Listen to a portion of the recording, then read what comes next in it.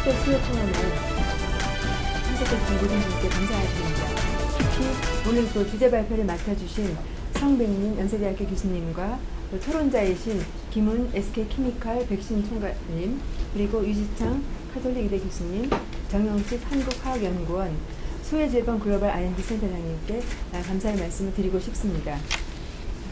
한국과학기술기획평가원은 지식탐구와 전문성 강화를 위해서 창조경제, 과학기술과 관련된 이슈에 대해서 논의하는 포럼을 지난해부터 지속적으로 개최하고 있습니다.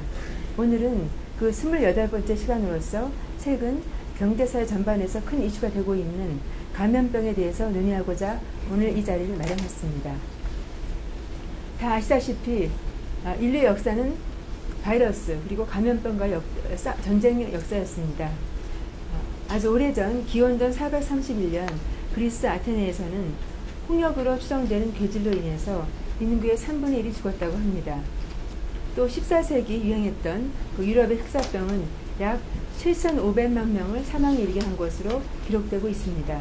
그 외에도 결핵, 천연두, 홍역, 홍역 등 다양한 병들은 인류의 안전과 건강을 위협해 오고 있습니다. 우리나라의 경우에도 기록에 의하면 1918년 독감으로 인해서 약 14만 명이 사망했으며 한국 전쟁의 시기에는 콜레라, 장티푸스, 발진티푸스 등 다양한 전염병이 유행했다고 합니다.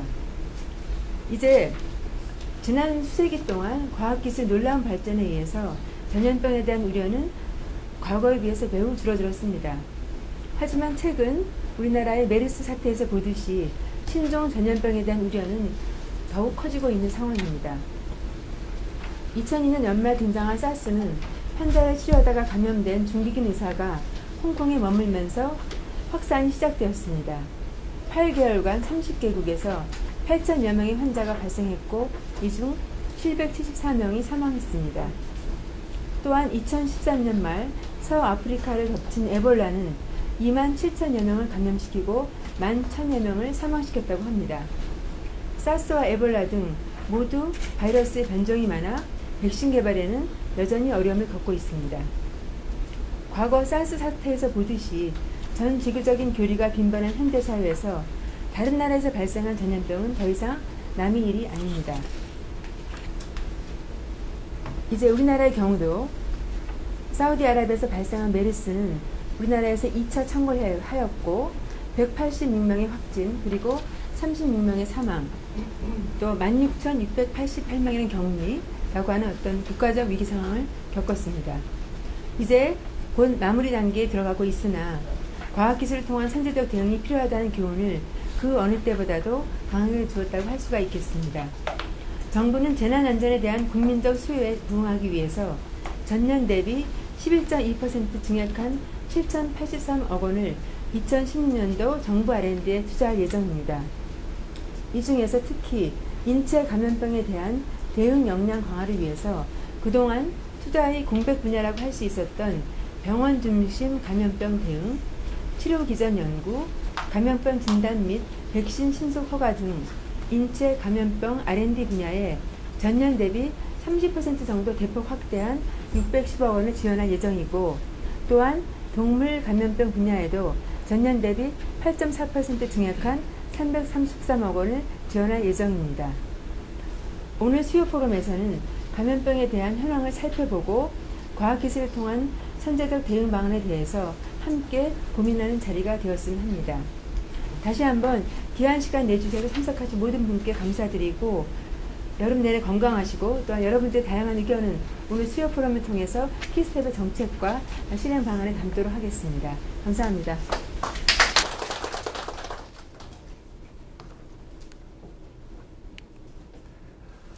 메르스 사태가 이제 점점 종식이 되어 가고 있고 아마 조만간 우리 뇌리 속에서 사라지기 전에 우리가 나름대로 중장기적인 선제적인 전략을 개발하고 구축해야 되겠다는 어떤 사명이 아마 저희에게 있는 것 같습니다. 이와 같은 주제로 말씀을 드리도록 하겠습니다.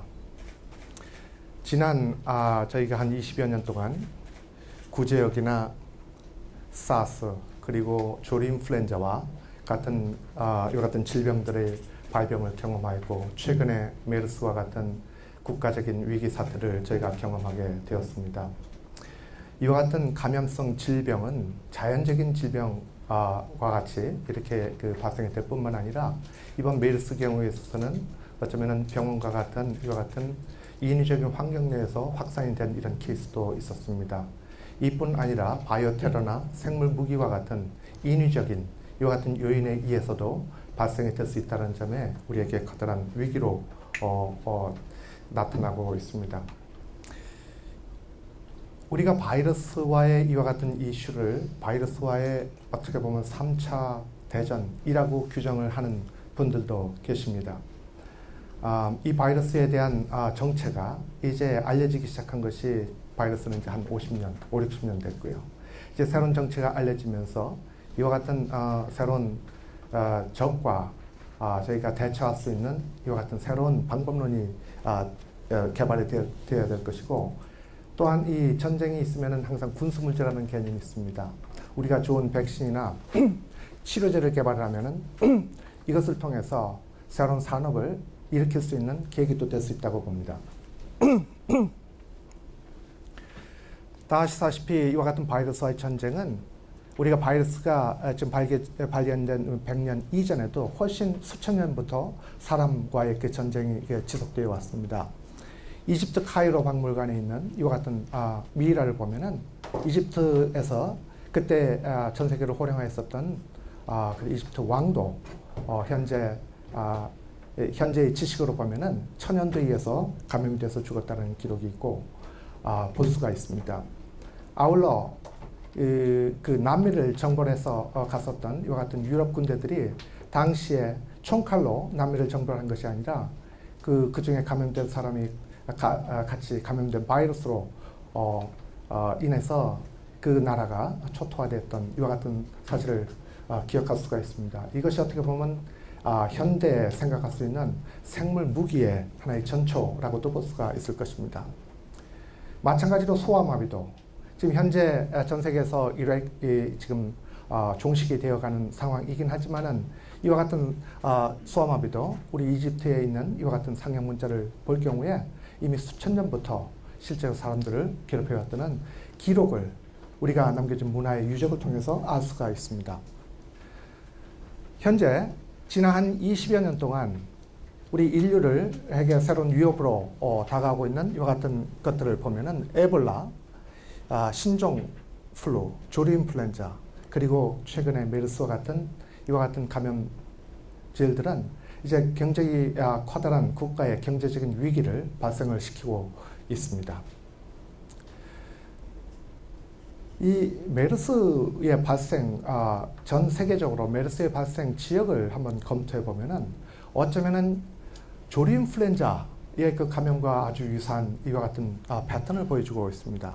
우리나라에서 감염이 됐지만은 실제적으로 이 메르스는 이 중동 지방에서 이 발생이 됐는데, 조류 인플루엔자도 마찬가지로 우리나라를 포함한 이 동남아 지역뿐만 아니라 이 중동 지역에서도 이 발생이 된 이와 같은 지역적인 유사성을 좀 볼 수가 있습니다.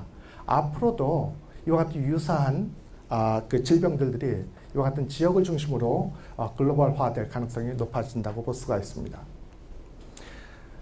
실제적으로 우리 인류가 좋은 백신을 개발해서 바이러스를 퇴치한 아주 성공적인 사례가 있습니다. 1977년도에 WHO는 이 천연두가 지구상에서 사라졌다고 공식 선언하였습니다. 우리가 만든 백신이 아주 우수했기 때문에 그렇습니다. 이 바이러스 입장으로 보면은 이 참 천연두 바이러스는 상당히 고지식합니다. 옛날에 감염했던 그 동일한 방법으로 사람을 감염하다 보니까 인류가 만든 방어체제에 의해서 사라지게 되었습니다. 그에 비해서 굉장히 유연하게 변화하는 이 바이러스, 예를 들어서 인플루엔자 바이러스는 아직도 우리가 백신을 매년 만들고 생산하고 개발한다 할지라도 바이러스 회피하면서 살아가고 있습니다. 성격적으로 이와 같이 환경에 잘 적응되는 유연한 바이러스가 또한 존재한다는 사실이 우리에게 지속적인 위협을 주고 있다고 볼 수가 있습니다. 지난 100여 년 동안 예를 들어서 인플루엔자 바이러스 사태를만 본다 할 적에 1918년도에 스페인 독감에 의해서 전 세계적으로 4천만 명이 죽었던 이 사건을 계기로 해서 거의 한 20년 단위로 이와 같은 팬데믹이 찾아오고 있고, 가장 비근한 예로는 2009년도에 신종플루 사태로까지 이제 번지게 되었습니다. 이와 같은 히스토리는 지속적으로 앞으로 100년, 200년 지속적으로 이것이 발생이 될 것으로 예상이 되고, 이것에 대한 선제적인 그 같은 대책은 아주 필수적인 요소라고 볼 수가 있습니다. 예를 들어서 조류 인플루엔자와 같은 것은 굉장히 사망률이 높습니다. 2명 중에 1명이 사망하는 사망률이 높은 데 비해서 아직 인체 대 인체 감염 확산이 되지 않고 있습니다. 그에 비해서 신종플루는 사망률은 낮지만은 이것이 전 세계적으로 가장 스피드가 전파 속도가 빨랐던 바이러스로 기록이 되고 있습니다. 이 두 바이러스가 아직도 지금 글로벌리 지금 현재 존재하고 있고, 만에 하나 이 두 바이러스 유전자가 섞일 경우에 있어서는 신종플루처럼 감염 속도가 빠르면서도 조류 인플루엔자처럼 사망률이 높은 이런 바이러스가 만들어질 수 있다고 하는 것이 가장 최악의 시나리오일 것입니다. 이런 부분에 대해서 이 글로벌한 대책이 우선시되는 상황입니다. 제가 나름대로 학명을 붙였는데, 너 죽고 나 죽고 바이러스가 있습니다. 에볼라 바이러스, 마부르 바이러스, 이것은 사망률이 80%, 어떤 경우는 100%가 됩니다. 다 아시다시피 바이러스는 숙주가 살아있어야지 이 바이러스도 전파가 될 수가 있는데, 너무 치명적인 감염을 하다 보니까 사람도 죽고 바이러스도 죽고 너 죽고 나 죽고 하는 이와 같은 바이러스가 있을 수가 있습니다. 이와 같은 바이러스들은 실제로 굉장히 강력한 치사력을 바탕으로 해서 전 세계적으로 적성 국가들을 중심으로 해서 이것을 생물 테러 또는 생물 무기로 개발하고자 하는 이러한 이와 같은 노력들도 있습니다. 이것은 인위적인 이와 같은 발생에 대해서 저희가 백신이나 치료제 개발하는 것들도 굉장히 중요한 국가를 보호하는 안보의 이슈라고 보여지고 있습니다. 웹사이트에 BPAST라고 하는 웹사이트가 있습니다. 이것이 생물 테러, 생물 무기와 관련된 웹사이트인데, 무엇의 약자냐면 이것은 에볼라, 이 보툴리움 독소, 에볼라, 페스트, 안스락스와 같은 굉장히 강력한 세균성, 바이러스성 질병들의 이 총체라고 볼 수가 있습니다. 영문으로 그대로 의미하듯이 이와 같은 생물 무기와 같은 것들은 과거의 일이 되었으면 좋겠다. be past라는 이와 같은 단어로 지금 실질적으로 웹사이트도 개설이 되어 있고, 이것은 현재 인류가 처하고 있는 실질적인 위협 중에 하나라고 볼 수가 있습니다. 이 외에도 동물과 사람들과의 이 접촉이 점점 많아짐에 따라서, 그리고 세계가 하나의 지구촌화되는 이런 상황에서 전에는 지역적으로 발생되었던 풍토병이 이제는 글로벌하게 발생돼서 전파되는데 전혀 시간적인, 공간적인 제약을 갖고 있지 아니합니다. 이번 메르스 사태로 인해서 아마도 가장 중요하게 떠오른 이슈는 어떻게 하면은 보건 체계를 이것을 선진화하는 것인가라는 이런 부분이 떠오르고 있습니다. 그러나 실제로 지금 현재 현안으로 떠오르고 있는 이와 같은 이슈들은 이 빙산의 일각에 해당이 된다고 생각됩니다. 우리가 초동 대응, 우리가 발생됐을 적에 그것을 처리하기 위한 나온 어떤 그 초동 대응을 넘어서서 그것보다 더 물속에 아직 서피스 아웃되지 아니하는 중요한 이슈에 대해서 저희가 선제적인 대책을 세워야 될 이슈라고 보여지고 있습니다. 많은 분석자들이 보건복지에서 사용되는 예산 중에 복지 예산 대비 보건 의료에 대한 예산은 10% 미만이다. 이것을 증액시켜야 된다라는 이와 같은 이슈를 많이 제기를 하고 있습니다. 이것을 더 넘어서서 현재 지금 보건복지부라고 되어 있는 하나의 부처를 이것을 보건부와 사회복지부로 나누어서 보건에 대한 이와 같은 강화를, 국가적인 역량 강화를 해야 된다는 이와 같은 이슈들을 최근에 지금 메르스 사태를 중심으로 해서 많은 포럼과 그 심포지움을 통해서 제안되어지기도 하고 있습니다. 오늘 주제는 이와 같은 어떤 그 보건의료 정책 이런 부분을 넘어서서 좀 더 근본적으로 이와 같은 바이러스와의 전쟁을 선제적으로 대처하고자 하는 이와 같은 이슈로 되어 있습니다. 지금 최근에 있었던 대통령님의 지시사항을 잠깐 보면은 신종 감염병이 국경을 넘어서 전파한다라는 이슈에 대해서 말씀하셨고, 그리고 이에 따라서 국가 감염 관리 수준도 대폭 향상이 필요하다는 이런 언급을 하셨습니다. 그러나 지금 VIP께서 실제적으로 이와 같은 말씀을 하실 적에 정말 선제적인 R&D 전략까지도 포함하고 있는 인식을 하고 계시는지는 제가 잘 모르겠습니다. 어쨌든 이와 같은 그 바이러스와 전쟁은 선제적인 대응을 통해서 일단 발병 시에 이 폐해를 최소화하는 쪽으로 가야 된다고 하는 것이 하나의 방향성을 제시한다고 볼 수가 있습니다. 이것을 위해서 정부의 각 부처들이 분야별로 굉장히 인티그레이션 돼서 시너지를 통해서 이 일을 하고 있습니다. 아마도 미래부는 기초 개발 연구, 그리고 복지부는 비임상 임상 실험, 그리고 산업부는 이와 같이 개발된 치료제나 백신을 생산할 수 있는 이와 같은 생산 기술 개발, 생산 시설, 이런 쪽을 통괄해서 나가는 그 연계성을 가지고 있습니다. 이뿐만 아니라 만들어진 어떤 이와 같은 기술들이 우리가 사용되기 위해서는 인허가가 되어야 됩니다. 여기서 식약처가 굉장히 인허가 규정을 만드는데 중요한 역할을 하고 있습니다. 저희가 아무리 많은 연구를 개발을 해서 좋은 것이 개발됐다 할지라도 인허가 규정에 어긋나면은 이것은 사용할 수가 없습니다. 따라서 최근에 나오는 연구 개발의 전략 중에 하나는 식약처가 연구 개발 초기부터 관여를 해서 인허가에 대한 이와 같은 그 규정을 미리 숙지를 하면서 할 경우에 성공 확률을 대폭 늘릴 수 있다라는 이것이 하나의 전략이 될 수가 있을 것 같습니다. 현재 감염병 관련해서 정부가 진행하고 있는 이와 같은 전략, 그 수행하고 있는 내용들을 잠깐 살펴보도록 하겠습니다. 대부분의 지금 많은 그 전략들은 백신과 같은 예방제에 포커스가 되어져 있습니다.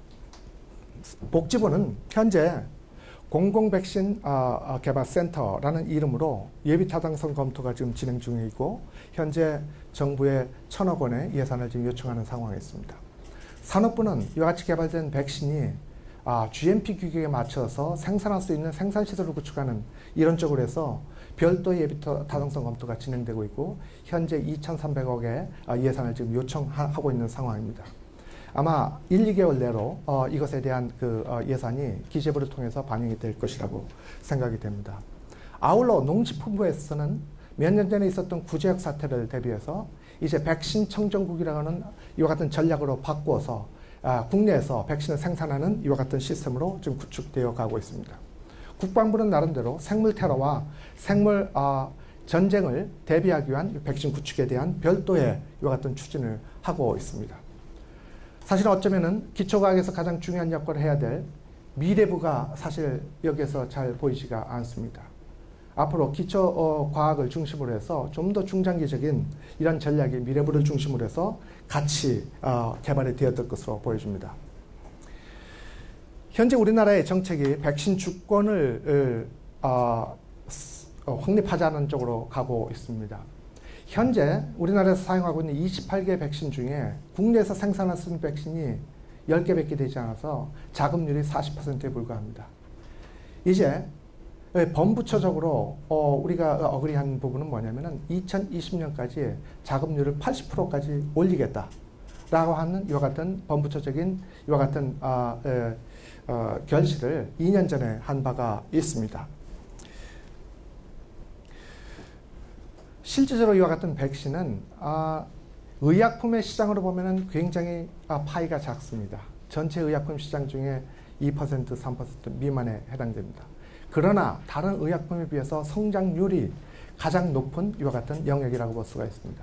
아울러 이 백신은 한번 개발을 하면은 임상에서 성공할 확률이 바이오 의약품 중에서 가장 높은 것으로 알려져 있기 때문에 이것을 통해서 우리가 글로벌한 시장에 진출할 수 있는 전략이 가능하다고 보여집니다.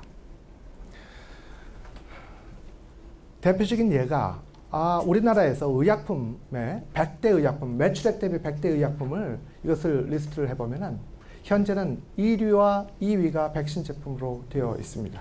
그것이 국내에 제약사들이 중심으로 해서 개발된 그 같은 신종플루 백신이라든지 그리고 베르나바이오텍과 같은 글로벌 파마를 통해서 만들어진 퀸박삼과 같은 제품들이 다른 저분자 의약품을 훨씬 넘어서는 이와 같은 의약품에 지금 1위를 차지하는 제품으로 구상이 되고 있고, 따라서 이와 같은 전략적인 투자를 통해서 우리나라가 우리 사회 안전뿐만 아니라 이와 같은 바이오 의약품에서 선제를 할 수 있는 기회가 주어지고 있다고 보여집니다. 적어도 백신에 관한 한 현재 이게 산업자원부와 보건복지부가 연계성을 가지고서 지금 예비 타당성 검토를 진행 중에 있습니다. 이 보건복지부는 주로 공공적인 측면에서 백신을 개발하고, 그리고 산업부는 좀 더 그 산업적인 측면에서 경제적인 효과를 노릴 수 있는 이 같은 백신을 개발하는 쪽에서 서로 시너지를 가지고, 그리고 개발과 공정개발 그리고 GMP 규격 생산시설에 이와 같은 연계성을 가지고 현재 진행 중에 있습니다. 자, 이에 비해서 우리 치료제 쪽은 어떤지 한번 조금 살펴볼 필요가 있습니다. 물론 최근에 굉장히 중요한 그 치료제 개발의 성공 사례가 있습니다. 치료제 개발에 있어서 당시 20년 전에 당시 과학기술부가 지원했던 사례를 제가 잠깐 말씀드리겠습니다. 우리 정부가 지원하는 국제공동연구 사례를 최초로 과학기술부가 지원을 했었습니다. 20년 전에 한국과 호주가 같이 공동연구를 통해서 C형 간염 바이러스 치료제를 개발한 것을 지원을 하였습니다. 그 당시 호주의 그 연구 책임자는 지금 많이 사용하고 있는 타미플루에 전신이 되고 있는 그와 같은 치료제를 개발했던 그 콜만 박사였습니다. 그 당시에 또 우리나라 최초로서 의학 산업의 중요한 그 산업체 세 군데가 같이 컨소시엄을 만든 첫 번째 케이스가 되었습니다. 산업체가 어떤 과학기술을 리드하는 아카데믹 인스티튜션을 넘어서서 이와 같은 컨소시엄을 가지고 국제공동 이슈에 대해서 연구개발했었던 최초의 지원을 과학기술부가 한 적이 있습니다. 그러나 그 이후로 실질적으로 이와 같은 기초과학을 통한 선제적인 대응에 대해서 그동안 많이 잠잠했던 것은 사실입니다. 그럼에도 불구하고 최근에 굉장히 우리 세계 최초의 어떤 그 새로운 그 바이러스성 치료제 개발을 주도한 사례가 한국 화학연구원 중심으로 이제 발표가 되었습니다. 오늘 같이 패널에 참여해 주시는 우리 정영식 박사님 계시지만은 정영식 박사님을 통해서 이 과학기술 국제화 사업을 통한 공동연구 지원 사업을 통해서 새로운 바이러스 치료제 발굴이 이루어졌습니다. 조금 아마 기밀에 속하는 것 같지만은 이것을 통해서 해외에 기술 이전이 되고 아마 총 기술 이전액이 $20 밀리언, 약 200억 원이 넘는 기술 계약이 진행이 되었고 1차 기술료가 일단 1.5 밀리언, 한 16억, 17억 원에 해당되는 캐시가 입금이 되었습니다. 사실 우리나라가 개발된 이와 같은 치료제를 중심으로 해서 정말 세계적으로 인식을 받은 것이 어쩌면 이번이 처음 케이스라고 생각이 되고, 이와 같은 사례를 바탕으로 해서 이 동일한 유사한 이와 같은 개발 예들이 확장이 되었으면 하는 바람입니다. 실제적으로 많은 부처들이 치료제와 백신을 개발하는 쪽으로 노력을 하고 있지만 아직 이 미래부를 중심으로 한 이와 같은 그 노력은 아직 좀 미미한 부분이라고 생각됩니다. 우선적으로 범부처적으로 진행되고 있는 범부처 전주기 신약개발 사업단에서 진행되고 있는 그 같은 많은 치료 후보제들을 보면은 여기에서는 바이러스 치료제가 거의 보이지가 않고 백신은 전무합니다. 어쩌면은 이제 이와 같은 바이러스 중심의 하나의 이런 사업을 이제 이니시에이션 해서 해야 될 이와 같은 시기가 아닌가 생각이 됩니다. 제가 잠깐 이 바이러스와의 전쟁에서 타겟이 되는 두 가지만 잠깐 말씀드리도록 하겠습니다. 치료제와 예방제인데 이것을 개발하는 이슈가 실제적으로 어떻게 진행될 것인가라는 것을 슬라이드에서 잠깐 보여주고 있는데, 여기 보여지고 있는 슬라이드는 인플루엔자 바이러스와 관련된 얘기입니다. 바이러스가 세포 내에 들어올 적에 들어오기 위해서 우리 이 방에 세미나룸에 들어올 적에 바깥쪽에 있는 문에 핸들을 돌리듯이 바이러스가 가지고 있는 단백질이 이 세포 표면에 있는 핸들을 잡고 그것을 돌려가지고서 침투하게 됩니다. 침투하게 돼서 많은 바이러스가 만들어진 다음에 이제 바이러스가 이제 탈출을 하게 되면서 그것을 다른 세포들을 감염이 확산되게 되겠죠. 근데 바이러스는 이래서 이와 같은 손을 가지고 있습니다. 그래서 손을 가지고 이 핸들을 돌려서 침투하고요. 나중에 여기서 또 나갈 적에는 또 핸들을 잡고서 나가줘야 되는데 바이러스는 핸들을 잡아주면은 이것을 자기가 스스로 놓질 못합니다. 놓질 못하기 때문에 이것을 끊어주는 이것은 가위와 같은 절단해주는 가위와 같은 효소가 필요합니다. 그래서 손과 가위 이 두 개가 중요한 이슈가 되는 것이고 이것을 타깃으로 해서 우리가 예방제와 치료제의 개발이 가능하게 됩니다. 예를 들어서 손을 우리가 포승을 해서 묶어주면은 그것은 우리가 원천적으로 침입을 방지해주는 예방 백신이 됩니다. 손에 포승을 묶어주는 것이 이것이 백신을 통한 항체가 될 것이고요. 그리고 또 다른 게 가위를 고장을 낼 수가 있으면 바이러스가 확산되는 것을 막을 수가 있습니다. 그래서 가위를 고장내는 이와 같은 치료제 개발, 이것이 타미플루와 같은 치료제가 될 수가 있습니다. 그래서 이와 같은 항체를 우리가 몸에서 만드는 것이 일반적인 예방 백신이라고 볼 수가 있고 예방 백신이 없는 경우에 있어서는 또 별도로 항체를 외부에서 만들어서 그것을 몸속에 주입함으로써 치료를 도모할 수가 있습니다. 이것이 치료용 항체의 개념입니다. 예를 들어서 작년에 우리 에볼라 바이러스가 돌았을 적에 그 당시에 전 세계에서 급성 환자를 치료했었던 것이 치료용 항체로서 지맵이라고 하는 항체가 사용이 되었습니다. 이뿐 아니라 아직 이와 같은 항체가 치료용 항체가 준비가 안 된 경우에 있어서는 또 다른 방법이 가능합니다. 이것은 이미 감염된 사람, 감염돼서 이 회복이 된 사람의 혈장에서는 피에서는 거기서는 항체가 있습니다. 그래서 혈장에서 항체를 분리해서 그것을 감염된 사람한테 주입함으로써 그것을 치료를 할 수 있는 이와 같은 방법도 있습니다. 이번에 메르스 사태에서 이와 같은 혈장 치료가 부분적으로 진행된 바가 있습니다. 그러면 지금부터 제가 간단히 선제적으로 우리가 개발을 해야 될 기술 정책에 대해서 말씀드리도록 하겠습니다.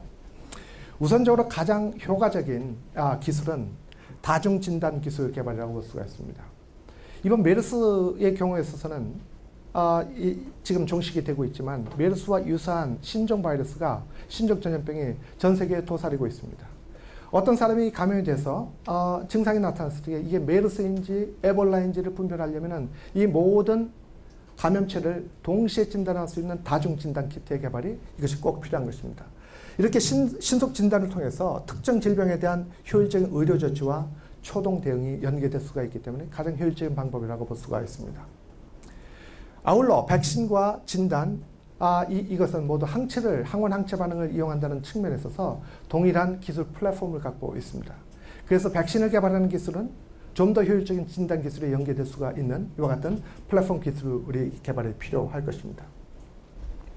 치료제 개발에 있어서는 우리가 어떤 특정한 바이러스에 대한 치료제도 개발을 해야 되겠지만은 좀 더 우선적으로 개발이 돼야 된다 하면은 일단 중증이 걸려서 사망에 거의 이르는 이러한 환자들을 대상으로 해서 범용성을 가지는 범용치료제의 개발이 된다면은 이것은 거의 모든 세균성 바이러스 감염에 대해서 사망률을 줄일 수 있는 좋은 기술이라고 볼 수가 있습니다.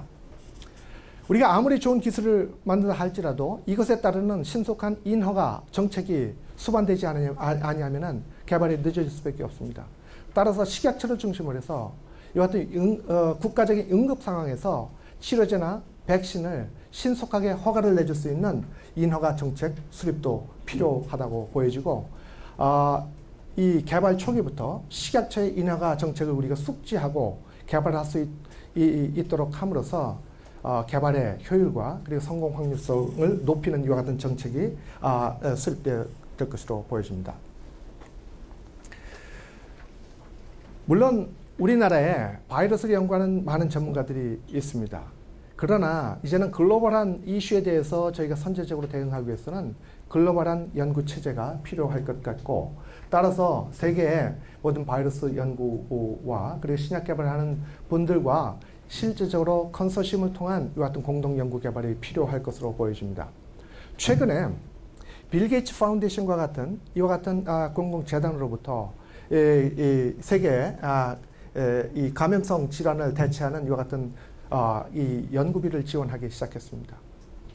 4년 전에 일본에서 빌 게이츠 파운데이션에서 25 밀리언을 지원하고 산업체가 25 밀리언을 이것을 매칭을 하고 정부가 50 밀리언을 매칭을 해서 총 약 1,000억 원에 해당되는 이와 같은 인베스트먼트 트러스트를 조성을 하였습니다. 이 빌 게이츠 파운데이션은 우리나라가 이와 유사한 파운데이션을 만들기를 원하고 있습니다. 실질적으로 2달 전에 파이낸셜 오피서들이 우리 국내를 방문했고 이와 같은 일들을 추진하기를 원하고 있습니다. 어쩌면은 이런 부분에 좀 미래부나 이 여러 부처가 좀 공동적으로 이와 같은 기회를 저희가 선점적으로 이용을 해서 국제 공동 연구를 활성화할 수 있는 방안을 추진하였으면 합니다. 자, 제가 이런 부분 좀 넘어가도록 하겠습니다. 지난 한 20년 동안 바이러스와의 전쟁을 경험하면서 우리가 얻은 레슨들이 있습니다.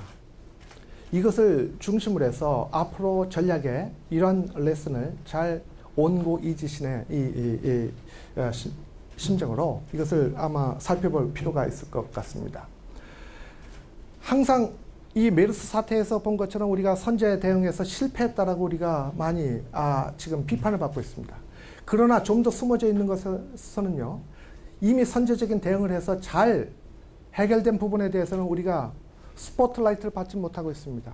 이런 부분들은 우리가 좀 발굴할 필요가 있다고 보여지는데, 첫째, 선제적 대응을 해서 우리가 성공한 사례를 먼저 한번 살펴보고 이런 것들을 우리가 다시 한번 우리 효율적으로 대응하는 방법으로 했으면 좋겠다는 것입니다. 지금 현재는 우리 신문지상에서 나온 것은 메르스에서 초동 대응 또는 의료진들이 사투를 벌이고 있다. 이런 것에 대해서 굉장히 미화하는 말들이 많이 나오고 있습니다. 물론 여기에 대해서 우리가 박수를 보내고 해야 될 것입니다. 그러나 우리가 아직도 지금 현재 우리 잘 모르고 있는 사태 중에 하나는 이미 우리가 1912년도에 메르스 진단 기술을 확립해서 국립보건연구원이 갖고 있었습니다.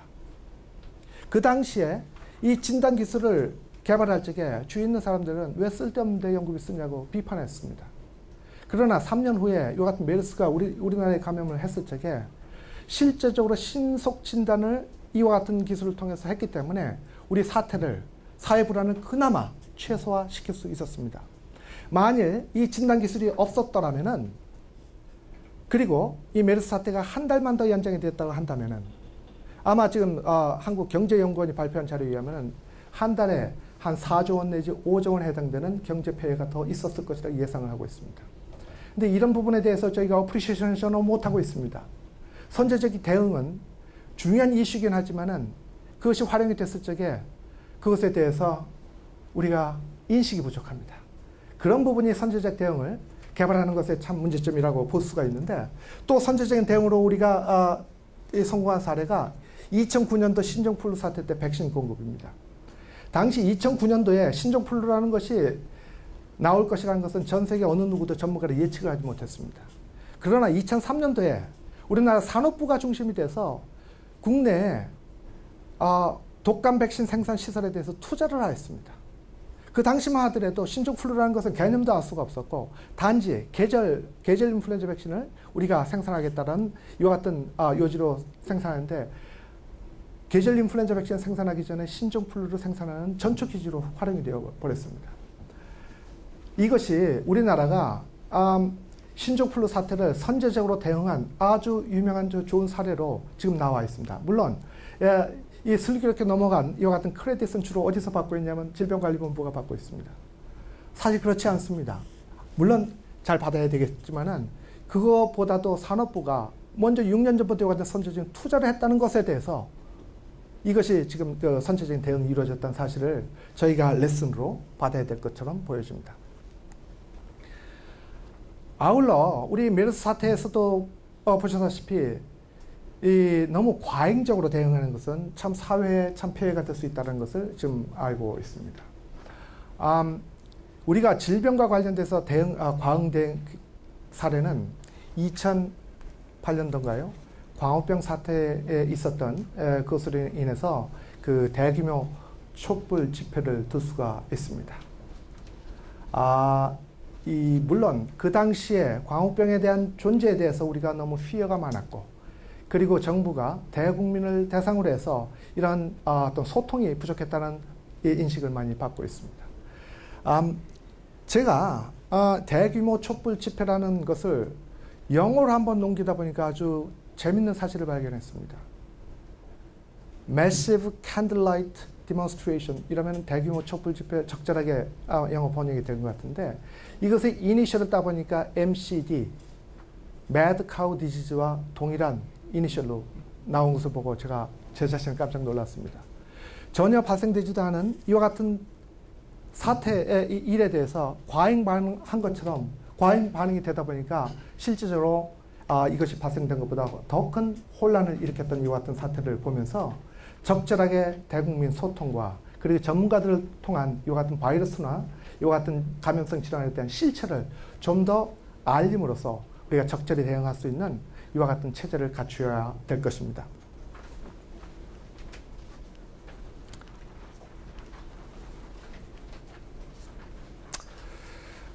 이번 사례에 메르스 사태에서 저희가 또 알게 된 것들은 너무나 해외에 있는 선진국에 우리가 너무 기대고 있는 것이 아닌가라는 이와 같은 생각을 하게 됐습니다. 대응 주권을 우리가 스스로 갖춰야 될 텐데 아직도 우리는 WHO나 미국 CDC와 같은 이런 국제기구에 너무 의존한 이와 같은 부분이 있었습니다. 예를 들어서 초기에 삼성병원에서 메르스 환자가 발생됐을 적에 삼성병원에서는 이것이 메르스 환자가 아닌지를 질병관리본부에 이것을 확진해달라고 요청했습니다. 질병관리본부가 그것을 거부를 했습니다. 그 이유는 WHO 세계보건기구가 지정한 나라에 바레인이라는 나라가 포함되어 있지 않았다라는 이슈였습니다.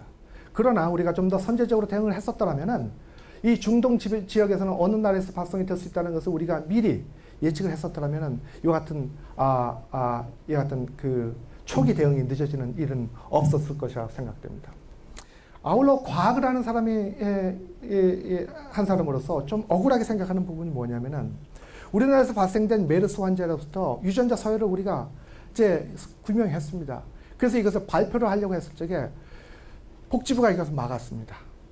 막은 이유가 이거 섣불리 발표했다가 실수하면 어떡해? 이거 미국에 있는 CDC에 먼저 보내가지고서 이것을 검증을 해야 되지 않느냐 해서 미뤘습니다. 그러다가 중국이 먼저 발표를 해버렸습니다. 중국이 먼저 발표를 하고 나니까 할 수 없이 이것을 허락을 해서 우리나라가 중국보다 하루 늦게 발표를 하게 되었습니다. 저는 이것도 대표적인 어떤 대응 주권을 우리가 스스로 이 거부한 이와 같은 사례가 아닌가 생각이 됩니다. 또 다른 사례는 뭐냐면은 매년 발생하고 있는 독감 백신, 이것은 그 백신의 후보 추천을 우리가 WHO에서 추천받고 있습니다. 그리고 이번에 WHO에서 추천을 받은 이 백신을 쓰다 보니까 2014년도에 미스매치, 이것이 잘 맞지가 않았습니다. 그래서 백신 후보 추천이 추천된 후보 백신이 이것이 실제로 효과가 없었습니다. 백신 후보도 우리 자체적으로 개발을 해서 이제는 세계의 어떤 그 후보 추천에 그 의견을 수렴할 수 있는 그 같은 오피니언 리더의 역할까지도 해야 될 것으로 보여집니다.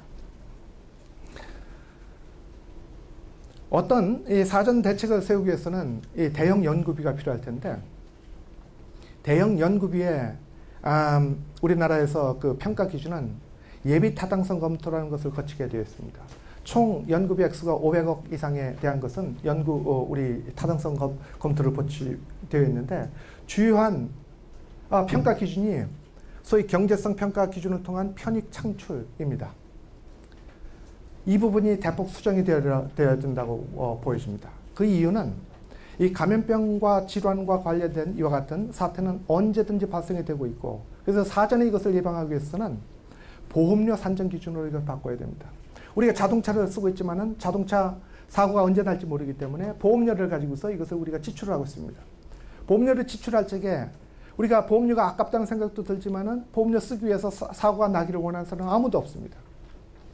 그래서 사전에 이와 같은 사회와 국가의 위기를 최소화하기 위해서는 이제는 국가연구비의 그 평가 기준도 실제로 편익 창출 방안에 의한 평가 기준보다는 보험료 산정 기준으로 바꿔야 된다고 생각이 되고 이것이 실제적으로 앞으로 우리 평가 기준에 이 반영이 될 수 있기를 바랍니다.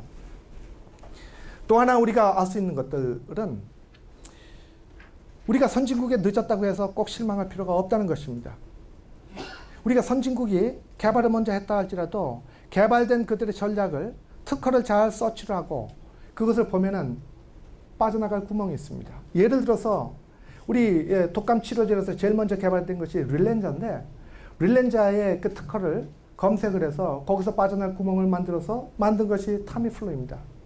이 타미플루 개발한 사람은 우리 한국 사람입니다.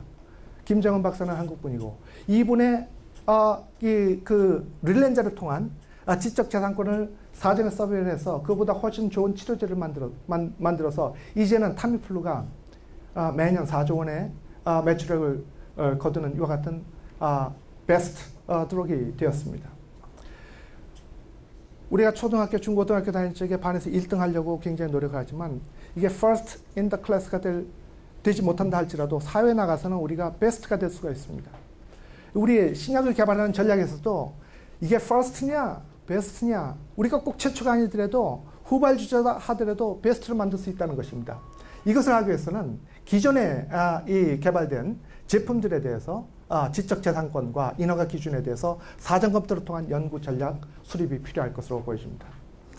특히 개발 초기부터 이 허가까지 가는 데 있어서 식약처가 신속 허가, 심사평가 기술을 가진 식약처가 개발 초기부터 관여가 돼서 개발 초기 알파와 그리고 마지막 허가까지 오메가까지 이 관여를 함으로써 우리가 성공 확률을 높이는 전략이 필요할 것 같습니다.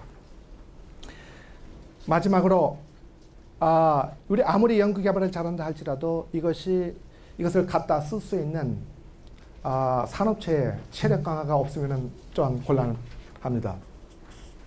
산업체가 중장기 전략에 부응하는 이와 같은 투자를 할 수 있는 이와 같은 환경이 만들어야 될 것으로 좀 보여집니다. 예를 들어서 저희 개인적인 얘기이긴 하지만 제가 오래전부터 스프레이형 독감 백신을 개발을 해서 그것을 많은 산업체들이 이것을 개발하려고 노력을 했는데 첫째는 한 12년 전에 어떤 회사가 이것을 가지고 대기업입니다. 개발을 하겠다라고 해서 기술 지원했습니다. 그러나 한 4년 후에 중장기적인 이 모든 연구 개발은 모두 다 이것을 기업한다라는 회사 방침에 따라서 이것이 퇴출이 되었습니다. 만일 이것을 그대로 띄워서 개발했다면 2009년도에 신종플루 사태 때 굉장히 회사 가치가 올라갔을 뻔한 이런 기회를 놓치고 있었습니다. 또 다른 회사는 이것을 개발하고 싶었지만은 기존에 다른 미국에 있는 대제약사로부터 이 비슷한 제품을 수입 판매하는 이런 조건을 가지는 계약서를 들여다보니까 그와 유사한 제품은 국내에서 개발하지 못하는 이런 독소 조항이 있었습니다. 그래서 마지막 계약 단계에서도 포기를 했습니다. 그래서 이것은 저는 이와 같은 스프레이형 백신은 개발한 지 20년 됐지만 아직도 산업체에서 지금 개발이 되지 못하고 있습니다. 물론 개발하는 사람들의 책임도 있겠지만은 이것을 받아서 가지고서 추가 개발할 수 있는 산업체의 역량이 그와 같이 체력 강화가 있어야 될 것으로 보여집니다. 마지막 슬라이드입니다. 저희가 이와 같은 수요 포럼을 통해서 그리고 메르스 사태를 통해서 우리가 좀 더 선제적인 전략을 고려해볼 수 있는 계기가 되었습니다. 이제 메르스 사태가 종식되면서 어쩌면 우리도 쉽게 이와 같은 것을 기억 속에서 지워버릴지 모르겠습니다. 우리가 이와 같은 기억력을 오래 가지고 이번 기회를 통해서 중요한 국가 중장기적인 대책이 아마 만들어질 것으로 보여지는데 어쩌면 신종감염병 대응 연구 사업단 어떤 행정조직이라면 지금 현재 정부에서는 행정조직은 만들지 않습니다. 그러나 사업단의 형태는 가능할 것으로 보여지고 이와 같은 연구 사업단을 통해서 선제적인 R&D 투자를 통해서 궁극적으로 바이오약 산업 전략적 육성과 관련된 이와 같은 일들의 계기가 되었으면 하는 바람입니다. 발표를 마치도록 하겠습니다. 감사합니다.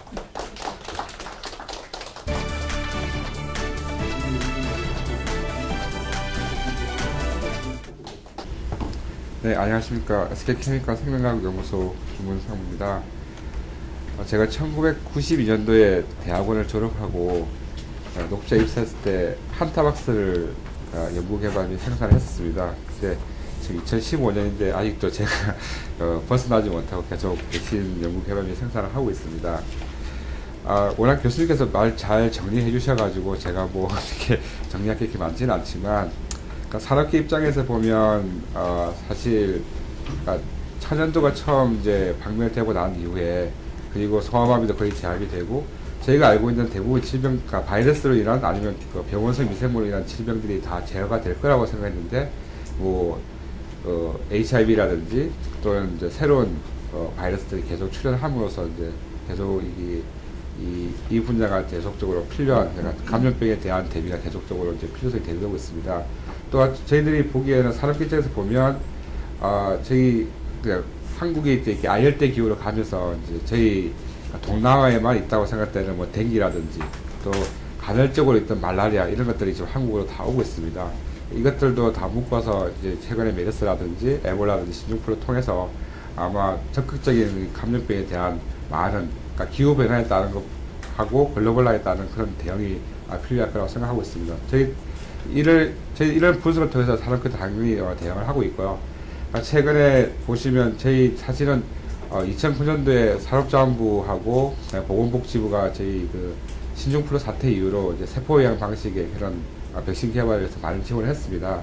사실 저희들이 2009년부터 저희 SK케미칼 같은 경우에는 2009년부터 단기간에 공급할 수 있는 세포병약 방식의 그 인플루엔자 백신 개발을 위해서 지난 6년 동안 노력을 했고요.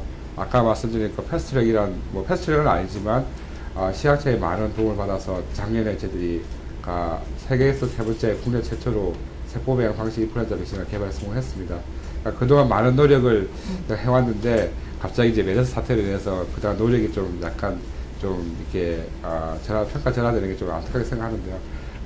상당히 많은 노력을 했지만 또 이 워낙 많은 질병들이, 예측 불가능한 질병들이 발생할 수 있기 때문에 앞으로도 좀 더 많은 노력을 해야 될 것 같습니다.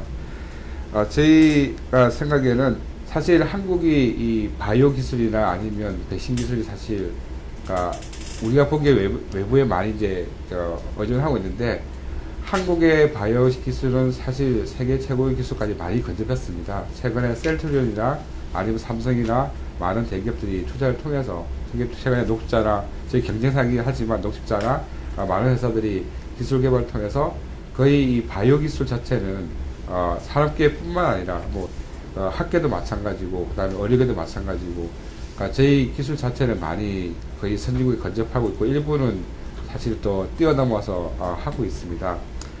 그런 걸 볼 때는 사실 이러한 것들을 잘 묶어줄 수 있는, 그러니까 이 요소들은 다 가지고 있는데 저희들이 어떻게 잘 활용하고 잘 묶어줄 수 있는 그런 컨트롤 타워가 좀 필요하지 않을까 생각하고 있고요. 그런 것들을 향후에 미래부나 아니면 잘 기억하셔가지고 잘 파이팅을 하고 잘 묶어줄 수 있는 그런 사업단 중심, 그리고 선제 대응할 수 있는 사업단 중심이 좀 잘 기획이 됐으면 하는 게 저희들 바람입니다.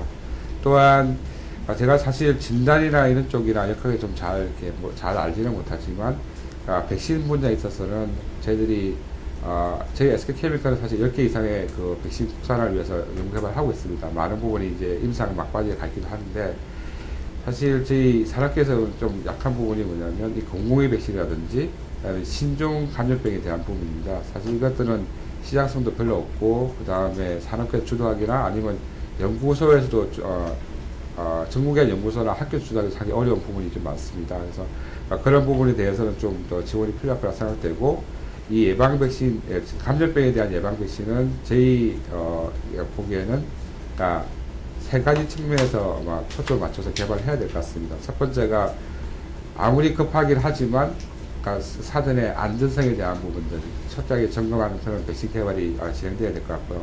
또한 이런 신종 감염병에 대해서는 빨리 생산해서 공급을 해야 되기 때문에 얼마나 개발 기간을 단축할 수 있는 그런 측면에서 아마 많이 검토가 돼야 되고, 또 일반적으로 백신은 접종하고 나면 한 달이나 두 달 아니면 뭐 길게는 3개월 이후에 효과가 발생이 됩니다. 사람이 항원이 들어왔다고 해서 바로 이렇게 항체를 생성해서 바로 반응하지 못하기 때문에 좀 더 이제 저희들은 이 신종 감염병에 대한 예방 백신은 빨리 효과를 볼 수 있는, 그러니까 타미플루나 아니면 밀레트에서 빨리 효과를 볼 수 있는 그런 방향에서 맞춰서 아마 개발이 진행돼야 될 것 같고, 저희들은 이런 신종 감염병에 대한 백신 개발은 그런 측면에서 초점을 맞춰서 개발을 할 예정이 있습니다. 그리고 아까 말씀드린 사업단 주제로, 그러니까 사업단이 잘 컨트롤 타워 역할을 하면서 계속적으로 대응 정책을 펼쳐야 되겠지만, 항상 저희들은 사실 연습을 해보지 않으면 할 수가 없습니다. 그래서 평상시에 아까 교수님 발표 자료에 모급 백신이라는 게 나옵니다. 이게 사실은 가짜 가공에 하는 타겟을 만들어 놓고 진단하는 그 기술이라든지 아니면 예방 백신을 생산하는 기술이라든지 실제 생산해서 한번 이렇게 스탁을 한다든지 그런 것들 한번 돌려보는 그런 약간 예비군 체제의 그런 시스템이 필요합니다. 그래서 사업단을 만들고 컨트롤 타워 하에서 상시 이렇게 연습하고 그다음에 대비할 수 있는 그런 플랫폼을 유지하고 보수하고 지속 가능하게 만드는 그런 아마 연구 기획이 필요하지 않을까 생각합니다. 네, 감사합니다. 감염병 관련돼서 패스트, 프레젠트 앤 퓨처에 대해서 좀 말씀 주셔서 잘 정리해 주셔서 제가 더 이상 그걸 할 건 없고요. 단 두 가지를 좀 말씀을 드리고 싶으면, 최근에 발생된 그 메르스 사태는 어떻게 보면 그 병원 감염 관리가 사실은 제일 큰 어떤 요인이 된 거죠. 딴 데서 그 접촉 일어난 것보다 병원에서 이제 주로 일어났으니까 병원 감염 관리가 사실은 굉장히 중요한 이슈인 거고, 그러한 이슈를 또 어떤 오늘의 주제인 연구 개발의 차원에서 보면 조금 더 안 맞긴 하고요. 근데 어쨌거나 그런 것도 어드레스가 돼야 된다는 거는 국가적으로 어드레스가 돼야 된다는 거는 제 생각하고요.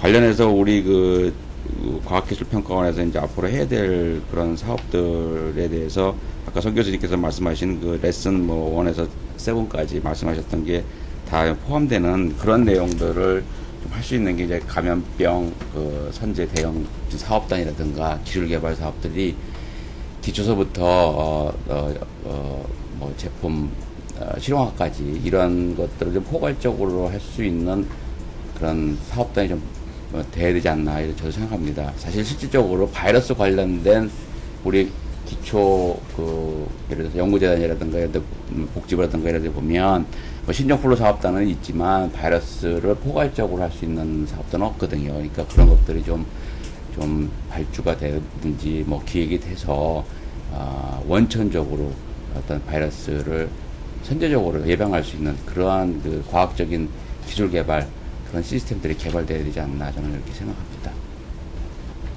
저는 오늘 이 포럼 참석하면서 약간 이제 감명받은 두 가지가 있는데, 첫 번째로 이제 과학기술 기획을 하고 평가하는 킬스텝에서 이런 바이오 분야 이런 특히 이제 감염병에 대해서 이런 포럼 자료를 마련한다는 것에 대해서 다른 이런 R&D 분야 쪽에서 하는 쪽보다는 킬스텝에서 하니까 더 이렇게 좀 감명을 받았고요.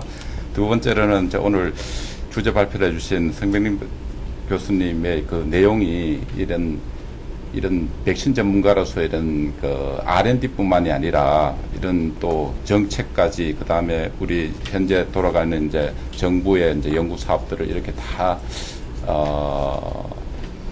두루두루 이렇게 터치하고, 그 다음에 이런 레슨 1에서 7까지를 이렇게 딱 정리해 주는 것에 대해서 되게 이제 좀 감명을 받습니다. 그래서 제가 오늘 더 말씀드릴 거는 그렇게 없을 것 같은데, 이제 저는 이제 화학 기반으로 이제 치료제 개발 R&D를 하는 입장에서 이제 한 말씀을 잠시 드리고요. 두 번째로는 이제 오늘 주로 이제 바이러스 감염병에 대해서 바이러스에 이제 주로 이제 포커싱을 발표가 많이 됐습니다. 감염병의 또 다른 하나 축은 이제 박테리아가 있습니다. 세균. 그래서 이제 항생제 개발 이것도 또 중요하거든요. 그래서 그 두 가지 측면에서 이제 간단하게 좀 말씀드리도록 하겠습니다. 감염병 하면은 말씀하신 대로 대표적으로 이제 바이러스죠. 메르스가 있었고, 에볼라, 그 다음에 이제 살인진드기, 사스도 있었고요. 댕기, 노로바이러스 이런 것들이 이제 매년 이제 우리나라에서 지금 발생하고 있는 인체 바이러스고, 그 다음에 이제 AI 구제역 이런 것들은 이제 동물에서 발병한 바이러스죠. 이런 것들이 있고, 이런 이제 바이러스가 이제 보면은 현재 계속 위협이 되고 있는데 이게 이제 우리가 보통 바이러스 할 때 이야기할 때 이제 신종 변종 이야기를 합니다. 그래서 신종이라고 하면은 뭐 새로 이렇게 발생되는 이런 바이러스라고 보기보다는 새로 알게 된 바이러스, 확인된 바이러스죠. 아까 이제 교수님도 말씀하셨다시피 이제 예를 들어서 폴리오, 뭐 고대에서부터 존재를 했었죠. 그렇게 이제 추정하고 있는데 사실은 우리가 이 바이러스를 확인한 것은 이제 뭐 가장 한 100년 됐습니다. 한 1900년 초에 이제 이렇게 바이러스를 확인하고 그 다음에 이제 그 백신을 개발한 게 1950년대 백신을 개발했고 그 다음에 그렇지만은 이 폴리오에 대해서 아직 치료제는 없습니다. 그래서 이 치료제 개발이 이제 게이츠 재단이나 아니면 미국 CDC, NIH에서 관심이 많은 것 있죠. 그 다음에 이제 또 하나는 이제 변종 바이러스, 이게 이제 뭐 약물 내성에서 바이러스가 항상 아까도 말씀드렸듯이 특히 RNA 바이러스는 이제 변종을 많이 잘 하기 때문에 그런 데 대해서 계속 우리가 지속적으로 백신 치료제 개발이 필요하다고 볼 수 있겠습니다. 이런 것들을 이제 보면서 그러면은 우리가 이제 오늘 주제가 연구 개발 측면에서 어떻게 이제 감염병 대응을 해야 되느냐 이런 것들을 이제 볼 때 우리가 하나의 이제 미국 예를 한번 들어볼 수 있겠습니다. 미국이 이제 작년도도 1913년 9월에 오바마 정부가 항생제 내성과의 전쟁을 이제 선포를 했습니다. 이게 왜 그러냐 하면은 이제 미국에서 보면은 미국은 사실 감염병에서 바이러스와 이제 박테리아 중에서 이제 바이러스는 뭐 몇 개의 바이러스 주요 바이러스 이제 HIV나 그 다음에 HCV 바이러스 빼고는 이런 후진국에서 많이 발생하는 바이러스는 그렇게 별로 많이 발생을 하지 않습니다. 그런 워낙 환경이 좋기 때문에. 그런데 이제 이런 슈퍼박테리아 같은 이런 병원에서 발생하는 이런 그 다음에 약물의 오남용에 의해서 이런 항생제 오남용에 대해서 이런 다양한 이제 위험한 세균들이 계속 발생하고 있고 여기에 대해서 이제 적절한 지금 치료 방법이 지금 이제 못 찾고 있는 중이죠. 그래서 미국은 보면은 이제 해마다 이런 항생제 내성 감염으로 한 해에 뭐 200만 명이 질병에 걸리고 그 다음에 그 중에서 2만 3천 명 이상이 이제 매년 사망하기 때문에 이것은 뭐 이런 항생제 내성 세균 전파를 위해서 새로운 조치를 취해야 된다. 이런 것들이 이제 정부 차원에서 이렇게 강력히 이제 하고 있는데 그러면 왜 이 정부가 이렇게 나섰냐를 보면은 이런 항생제 개발 충분히 이제 산업체가 할 수가 있습니다. 항바이러스도 그렇고 항생제도 그렇지만은 왜 산업체가 안 나섰냐? 문제는 간단합니다. 돈이 안 되기 때문입니다. 영리를 이제 목적으로 하는 게 이제 산업체 제약회사인데 그게 안 되기 때문에 그래서 예를 들어서 이제 HIV, 에이즈를 일으키는 HIV 이것은 똑같은 바이러스입니다. 그렇지만은 미국이 뭐 글로벌 제약사, 다국적 제약사가 적극적으로 달려들어서 지금 엄청나게 이제 많은 좋은 약을 만들고 있고 그래서 이게 이제 치료가 되고 있죠. 그런데 그러면은 거기에 반해서 댕기 바이러스 여기에 대해서 아직 백신 치료제 전혀 없습니다. 환자 수로 보면은 댕기가 아마 동남아 여기에 이제 그다음에 남아메리카 하면은 25명 정도가 감염의 대상자입니다. 그런데 이제 왜 그러면은 HIV에 대한 에이즈 치료제는 개발하고 댕기는 왜 관심이 없냐? 이게 아까 말씀드린 대로 이제 영리 목적이거든요. 그래서 이제 항생제도 슈퍼박테리아도 마찬가지입니다. 그래서 오바마 정부가 이렇게 이제 집중을 하는 겁니다. 그런 예를 이제 우리가 조금 이제 그러면은 우리도 이제 메르스 이 사태를 보면서 이제 메르스가 이제 보면은 왜 이제 우리가 기원은 저쪽에 중동인데 왜 이게 한국에서 이게 발생을 하느냐? 이게 이제 뭐 교통이 발달하고 그 다음에 이제 이런 환경이 바뀌고 이러면서 꼭 이게 뭐 어느 한 국가의 지역적인 질병이 아닐 수가 있거든요. 이게 유럽에서도 작년에 발생을 했었고 그래서 이런 것들이 이제 국제적인 으로 이제 뭐 관심을 갖고 대처를 할 가능성이 앞으로 크지 않나 그렇게 생각합니다. 그래서 지금 뭐 메르스가 이렇게 지금 이제 거의 이제 컨트롤되고 있는데 저희들이 이제 이런 것들이 그러면 왜 이런 메르스에 대해서 그러면은 환자 수는 지금 뭐 한 186명 발생하고 이제 36명밖에 안 죽었습니다. 그런데 이제 우리가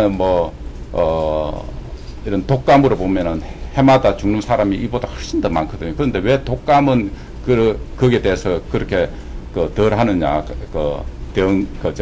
이 반응을. 왜냐하면 독감에 대해서는 우리가 이제 백신이 항상 준비되어 있고, 그 다음에 해마다 유행하는 것에 대해서 대체해서 백신을 항상 준비를 하고 있고, 그 다음에 타미플루렌자 같은 이제 치료제가 있기 때문에 사람들이 그렇게 이제 걱정을 안 합니다. 그렇지만은 메르스는 치료제도 없고, 백신도 없고, 그렇기 때문에 이제 항상 불안하죠. 이게 내가 아무리 준비를 잘한다 그래도 액시던틀이 내가 이제 감염이 될 수 있기 때문에, 그래서 이제 문제가 됩니다. 그래서 저는 이제 이 백신을 앞으로 이제 계속 말씀하셨지만은 이 치료제가 또 중요한 게 뭐냐면은 백신으로 안 되는 경우가 있습니다. 그렇게 백신으로 할 수 있으면은 최선의 방법입니다. 백신은 예방제이기 때문에. 그렇지만은 백신이 이제 다 커버를 못하는 부분이 있습니다. 예를 들어서 우리가 이제 감기가 바이러스 있지 않습니까? 감기는 이제 아데노바이러스, 주로 이제 라이노바이러스에 의해서 일어나는데 한 160개 정도의 세로타입이 있습니다. 그러니까